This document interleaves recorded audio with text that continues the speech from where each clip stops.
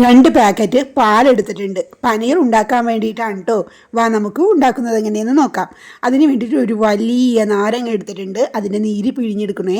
ഇനി 2 പാക്കറ്റും കാച്ചാനായിട്ട് ഒഴിച്ചു കൊടുക്കുന്നുണ്ട്. ഇനി നമുക്കത് പാലൊക്കെ അടുപ്പിൽ വെച്ച് തിളച്ച് വരുന്നുണ്ട് കേട്ടോ. ഈ ഒരു കണ്ടീഷനിൽ ആ പിഴിഞ്ഞ നാരങ്ങയുടെ നീര് അതിലേക്ക് ഒഴിക്കണം.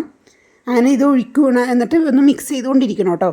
അങ്ങനെ ഇത് ഒഴിക്കുന്ന ടൈമിൽ നമ്മുടെ പാല് ഇങ്ങനെ വെള്ളവും ഇതും കൂടെ പനീറും കൂടി ഇങ്ങനെ വേർതിരിഞ്ഞ് വരുന്നത് കാണാം. കണ്ടോ? അത് നിങ്ങൾക്ക് വീഡിയോ നോക്കുമ്പോൾ ശരിക്കും മനസ്സിലാവും. ഈ ഒരു പാകത്തിൽ അടുപ്പ് ഓഫ് ചെയ്യണം കേട്ടോ.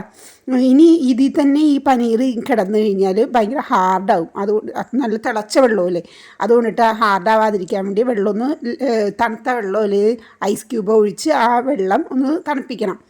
എന്നിട്ട് വേഗം തന്നെ അതൊന്ന് ഊറ്റിയെടുക്കണം. കണ്ടോ? ഇതേപോലെ ഊറ്റിയെടുത്ത് ഇതുപോലെ പിഴിഞ്ഞ് കിഴി പോലെ കെട്ടി പിഴിഞ്ഞ് അതിൻ്റെ പൊക്കത്തേക്ക് ഒരു വെയിറ്റ് എടുത്ത് വെച്ചിട്ട് ഒരു അരമണിക്കൂർ വെച്ചാൽ മതി. അരമണിക്കൂർ ആകുമ്പോൾ വെള്ളമൊക്കെ പോയി ഷേപ്പിൽ ആകും. അപ്പോൾ ഇത് കണ്ട് ഇതുപോലെ വെച്ചെടുക്കണം. പിന്നെ ഇതിൻ്റെ അടിയിലുള്ള വെള്ളമില്ലേ, നമുക്ക് വെജിറ്റബിൾ കറിയോ കുറുമയോ ഒക്കെ ഉണ്ടാക്കാൻ നേരത്ത് ആ വെള്ളം നമുക്ക് യൂസ് ചെയ്യാം കേട്ടോ. അത് നമുക്ക് ഗൂഗിൾ ചെയ്ത് നോക്കിയാൽ അതിൻ്റെ ഗുണങ്ങൾ ഒത്തിരി മനസ്സിലാവും. ഈ പനീറിൻ്റെ വെള്ളമില്ലേ, ആ വെള്ളം. അപ്പോൾ നമ്മുടെ പനീറായിട്ടുണ്ട്. കണ്ടില്ലേ? എത്രേ സിമ്പിളായിട്ട് എത്രേ പെട്ടെന്നാണ് പനീറാക്കിയത്. പുറത്തുനിന്ന് എത്ര വില കൊടുത്ത് അധികം ടേസ്റ്റ് ഇല്ലാത്ത പനീറായിരിക്കും നമുക്ക് കിട്ടണം. ഇത് വീടുകളിൽ ഉണ്ടാക്കണം, കുറച്ച് നേരം മതി. അരമണിക്കൂർ കൊണ്ട് തന്നെ പനീറാകും.